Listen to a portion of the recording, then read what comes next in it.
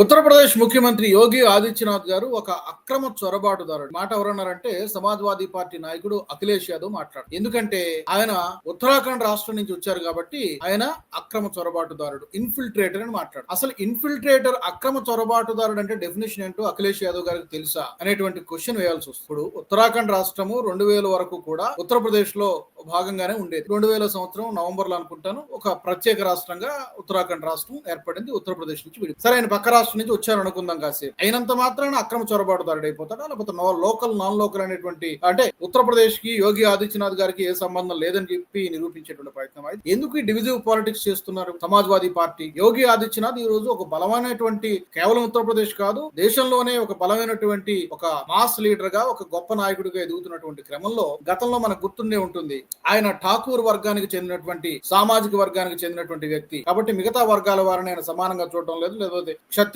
సామాజిక వర్గం కాబట్టి ఆ కులం పేరుతో యోగి ఆదిత్యనాథ్ ని యూపీ ప్రజలకు దూరం చేసేటువంటి ప్రయత్నం సమాజ్వాదీ పార్టీ చేసింది. ఇప్పుడు ప్రాంతం పేరుతో యోగి ఆదిత్యనాథ్ గారు ఈ ప్రాంతానికి చెందినటువంటి వ్యక్తి కాదు, ఆయన నాన్ లోకల్ అనే కంటే కూడా ఇన్ఫిల్ట్రేటర్ అనేటువంటి పదం వాడారు. అక్రమ చొరబాటుదారుడు అంటే పక్క రాష్ట్రం నుంచి వస్తేనే అక్రమ చొరబాటుదారుడు అయితే మరి బంగ్లాదేశ్ నుంచి వచ్చినటువంటి లక్షల మంది వాళ్ళని ఏం చేయాలి? మరి వాళ్ళు అక్రమ చొరబాటుదారుడు కాదా? వాళ్ళు కదా అసలైనటువంటి అక్రమ చొరబాటుదారుడు. మీకు దమ్ముంటే సమాజ్వాదీ పార్టీకి, అఖిలేష్ యాదవ్ గారికి వాళ్ళని దేశం నుంచి పంపించండి. మీ రాష్ట్రంలో ఎంతమంది ఉన్నారు, వెస్ట్ బెంగాల్ ఎంతమంది ఉన్నారు, దేశం మొత్తం మీద ఎన్ని కోట్ల మంది ఉన్నారు, వీళ్ళ గురించి మాట్లాడండి. ఎవరు అక్రమ చొరబాటుదారులు, ఎవరు రోహింగ్యాలు, ఎవరు ఇల్లీగల్ గా వచ్చి ఇక్కడ సెటిల్ అయ్యారు? సరే, యోగి ఆదిత్యనాథ్ గారు పరిపాలనలో ఒక కొత్త పంథాన్ని తీసుకొచ్చి అన్ని వర్గాల వారిని కలుపుకుపోయేటువంటి ప్రయత్నం చేస్తున్నారు. ఇది రోజు రోజుకి ఆ రాష్ట్రంలో గాని దేశంలో గాని ఆయన చరిష్మా పెరుగుతుంది. కాబోయే ప్రధాని కూడా కొంతమంది అంటున్నారు. సరే, అది భవిష్యత్తులో ఏం జరుగుతుందో చూద్దాం. కానీ అది గిట్టక ప్రాంతం పేరుతో లేకపోతే కులం పేరుతో ఉత్తరప్రదేశ్ ప్రజలకి